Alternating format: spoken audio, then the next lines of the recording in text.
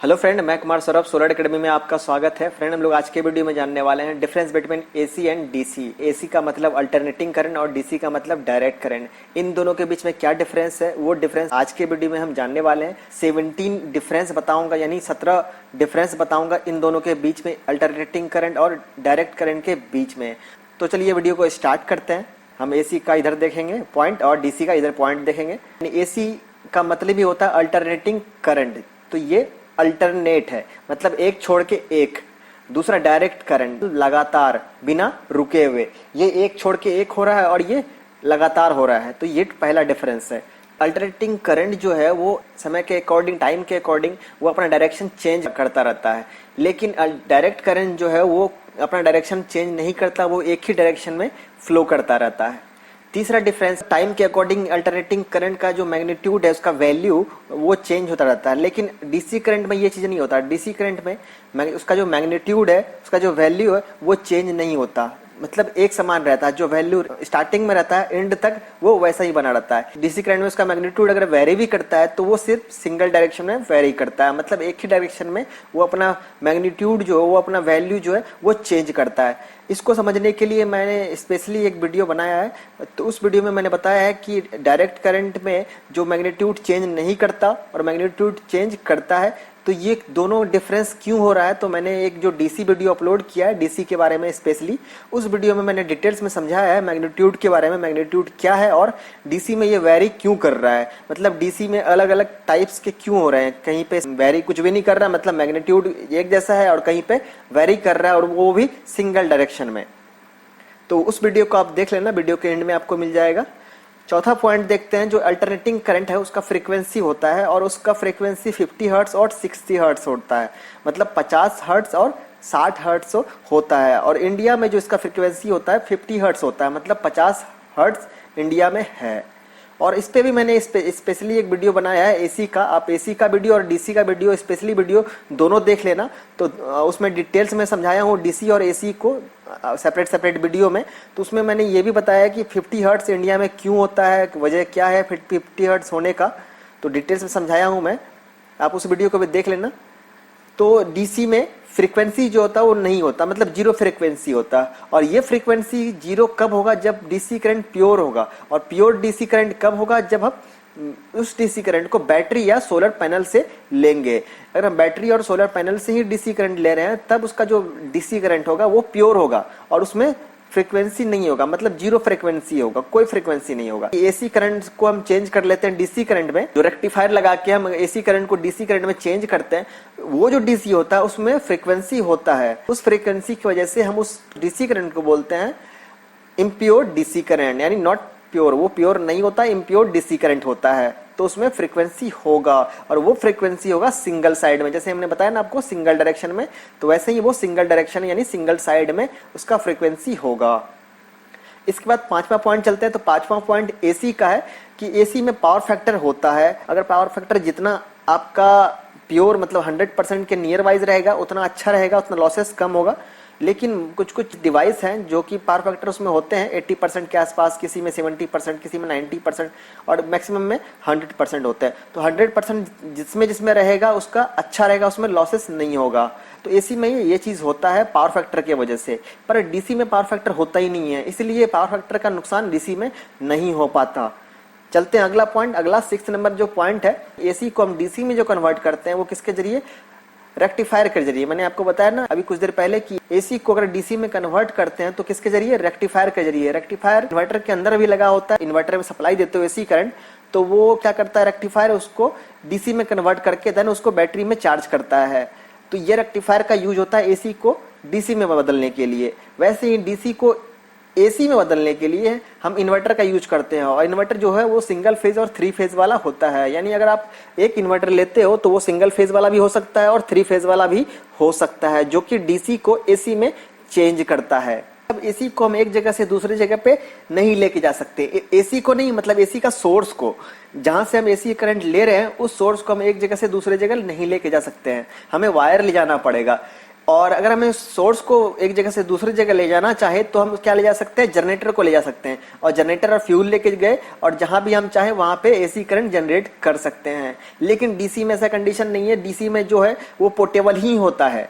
मतलब आप जो फोन या लैपटॉप में अभी वीडियो देख रहे होगे तो वो डीसी सोर्स के जरिए ही वीडियो देख पा रहे हो। फोन या लैपटॉप, रेडियो, मीटर वगैरह सब में क्या होता है, बैटरी लगा होता है, उसको एक जगह से दूसरी जगह कहीं भी लेके जा सकते हो। जो कंज्यूमर को सप्लाई मिलता है इलेक्ट्रिसिटी बोर्ड के तरफ से तो वो एसी करंट मिलता है, लेकिन ये चीज डीसी में नहीं है। डीसी का जो अगर सप्लाई आप लेना चाहो इलेक्ट्रिसिटी बोर्ड से तो आपको नहीं मिल पाएगा, क्योंकि डीसी का सप्लाई इलेक्ट्रिसिटी बोर्ड देते ही नहीं है। अगला पॉइंट, एसी का जो फॉल्ट होता है उसे प्रोटेक्ट करना बहुत इजी है मुकाबले डीसी के। डीसी में जो फॉल्ट होता है उसको प्रोटेक्ट करना बहुत मुश्किल है, बहुत क्रिटिकल है। इसी वजह से जो डीसी का प्रोटेक्शन इक्विपमेंट होता है यानी प्रोटेक्शन डिवाइस जो होता है वो बहुत कॉस्टली होता है एसी के मुकाबले।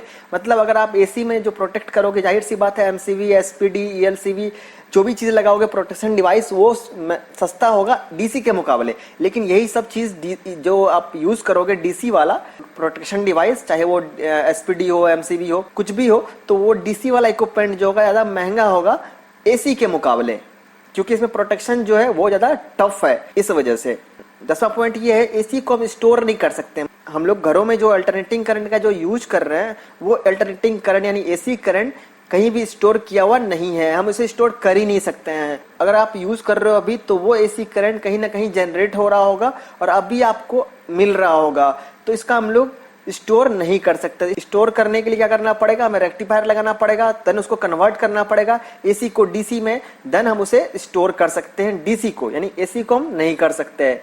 लेकिन डीसी को स्टोर करना बहुत आसान है। डीसी को डायरेक्टली हम डीसी में स्टोर कर सकते हैं। अगर आपके पास डीसी करंट है तो उसको डायरेक्टली बैटरी में कनेक्ट कर दो तो वो डीसी स्टोर हो जाएगा। इलेक्ट्रिसिटी बोर्ड से आप एसी सप्लाई ले रहे हो, अगर वो फेल हो जाए, मतलब वहां पे कुछ प्रॉब्लम आ गया और वो फेल हो गया, गर्मियों में तो होता ही रहता है कि ट्रांसफार्मर फेल हो गया या फिर कुछ टाइम के लिए एसी करंट नहीं आता। अगर ऐसा लंबे टाइम के लिए हो जाए तो क्या करना पड़ेगा, आपको डीसी करंट का यूज करना पड़ेगा और उसको डीसी को एसी में कन्वर्ट करने के लिए इन्वर्टर लगाना पड़ेगा। देन वो डीसी को एसी में कन्वर्ट करके आप एसी यूज कर पाओगे। दूसरा कोई अल्टरनेट इसका उपाय नहीं है एसी का। वैसे ही अगर डीसी फेल हो गया यानी वो बैटरी डिस्चार्ज हो गया तो आप दूसरा बैटरी आप यूज कर सकते हो डीसी में। अगर एक बैटरी डिस्चार्ज हो गया तो इसी का वोल्टेज जो है अप या डाउन करने के लिए बहुत इजी तरीका है। एक ट्रांसफार्मर लगा के हम अप या डाउन कर सकते हैं, मतलब वोल्टेज को बढ़ा या घटा सकते हैं। अगर आपको 12 वोल्ट का सप्लाई है उसको चाहते हो 220 वोल्ट करना, देन बहुत इजी है। या फिर जो घर में सप्लाई आता है 220 वोल्ट, 230 वोल्ट, उसको चाहते हो कि आप वोल्टेज कम करना, देन ट्रांसफार्मर लगा दो, उसका वोल्टेज कम कर सकते हो। स्टेप डाउन ट्रांसफार्मर लगाना पड़ेगा आपको, उस ट्रांसफार्मर के जरिए आप एसी करंट को आसानी से स्टेप डाउन कर सकते हो, वोल्टेज को कम कर सकते हो। लेकिन डीसी में ये फैसिलिटी नहीं है। डीसी में अगर आपको वोल्टेज अप या डाउन करना है तो एक कॉम्प्लेक्स सर्किट यानी कॉम्प्लेक्स आपको इक्विपमेंट लगाना पड़ेगा उस डीसी को वोल्टेज अप या डाउन करने के लिए। मतलब अगर आपका 12 वोल्ट का बैटरी है, आप चाहते हो कि उसको 5 वोल्ट का बल्ब जलाओ, देन आप डायरेक्टली तो जला नहीं सकते हो, तो वोल्टेज डाउन करने के लिए